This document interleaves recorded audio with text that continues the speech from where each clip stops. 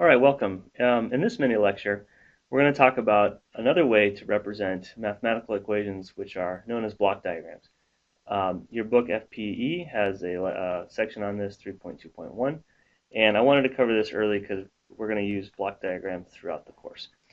So again, by way of example, we can consider a first order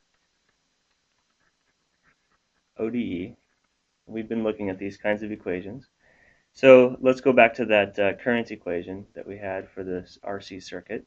So I have di dt is equal to minus I over RC. Well, we know that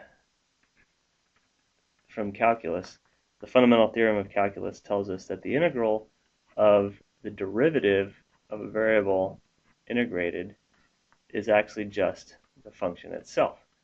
This is the fundamental theorem of calculus. And why is this important for us? Well, we're going to use the operator of an integral to represent this idea of taking the inverse, the antiderivative. All right. So we can use an integrator block. All right.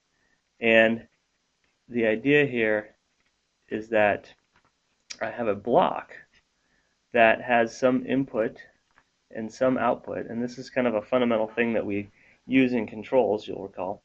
And this block has an integral operator. So in other words, if the derivative goes in, then by the fundamental theorem of calculus, if I integrate, what I get back is the function itself. So this is a useful idea. I can also represent this as, we know that di dt is also just I dot. All right, but if I have an I, it's hard to, got a dot there. Excuse me. And so we can use that to represent this idea of having a derivative here and then representing this equation. The integrator block is an example of, again, of an operator block. And so the signal going in, this derivative of the current, gets operated on by the integral operator, and out comes the actual current itself. So this block represents the idea of a mathematical operation. Other examples, again, we could have a derivative block, and that might look like a block, and it has, say, du dt in it, and if u goes in, say, u of t, then out comes u of t dot, so it takes the derivative. We could have a product, or what's usually referred to as a gain block, and that would be something like here's a signal coming in, say u of t, and there's something coming out, and the gain here itself, say, is just a constant c, and so the thing that comes out is just c times u of t. All right, and that's just standard multiplication. So back to our block that we were working with, or our equation we're working with here, this differential equation. Create a new window here.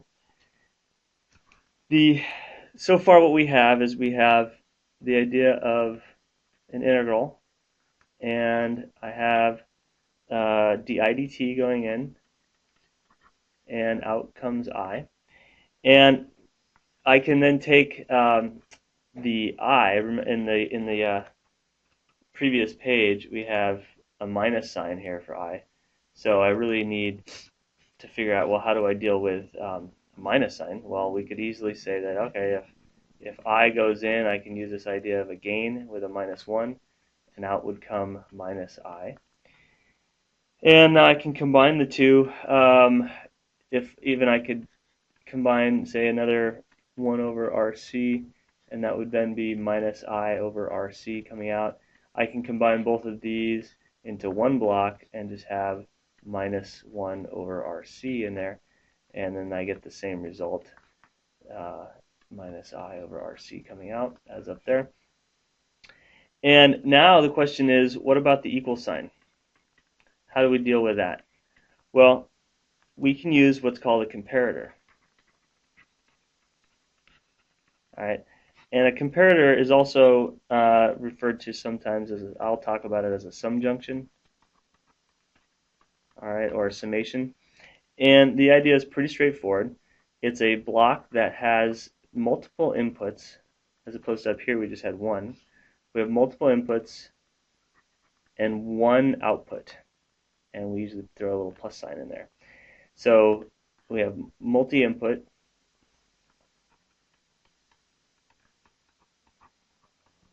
and one output.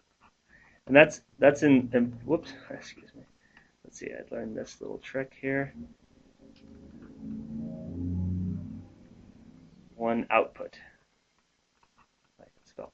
All right, and that's important because that's an important thing for the equality here. That there's a sum of some stuff. All right, some signals get added together that equal one thing, right? And that's important for the idea of equality.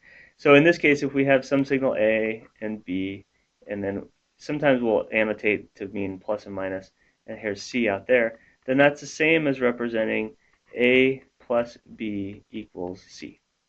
All right, if we were to change this guy here to say a minus sign, then that would be equivalent to A minus B equals C. We'll create a new page. So the inputs that go to that sum junction get added together or subtracted, and we can have multiple. So another example would be we can have, again, multiple inputs.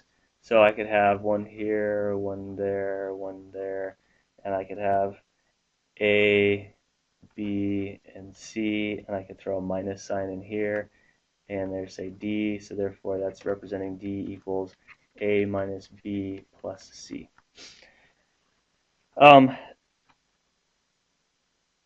There are some other just rules or kind of conventions here. If we don't specify the plus or minus, then we assume that that means it's a, so if no symbol is given, then it's assumed that addition is the operation. All right, so we did that actually up there. Again, only one output.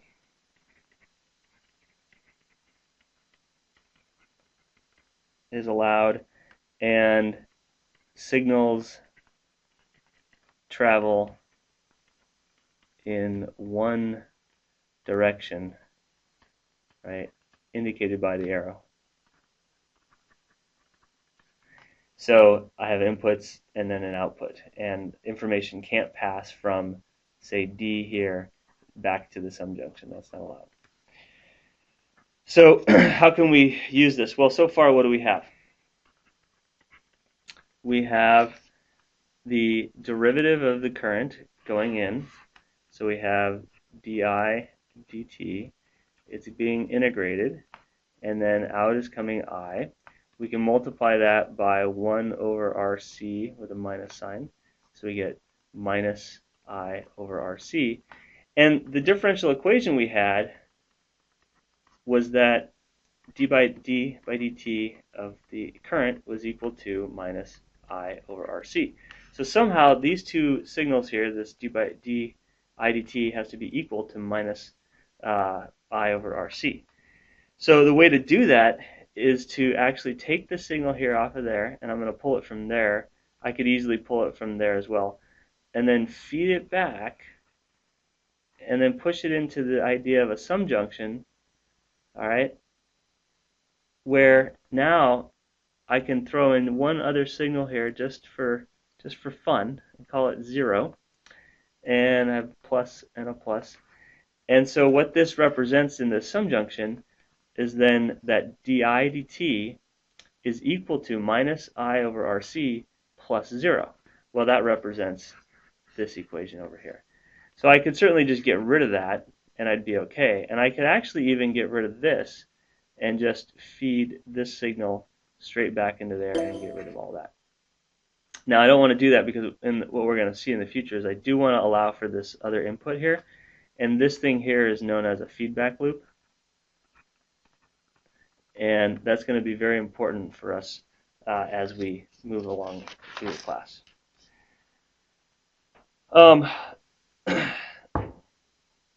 So essentially what we could do here, and let me just create one page. Excuse me. Is we could summarize this all up into the following. We could have a integrator block. We could then have the minus 1 over RC. We have the output there, and then that gets fed back around. All right, and we're going to use the sum junction, and then into there could come, say, u of t. And this represents the mathematical equation given by di dt is equal to minus I over RC plus u of t. And I can rearrange this and say that's di dt plus I over RC is equal to u of t. And what we see is that this is the what's represented by that RC circuit that we had before, right? Where this was R and this is C. But now having U in there allows for some active element U of T that we could drive this with, say a battery or something. And so now we have a way of inputting or using input into the system. We can input some voltage or some current or whatever the proper units are. And that would allow us to drive the circuit in some way that would be different than just looking at its response after t, the initial time.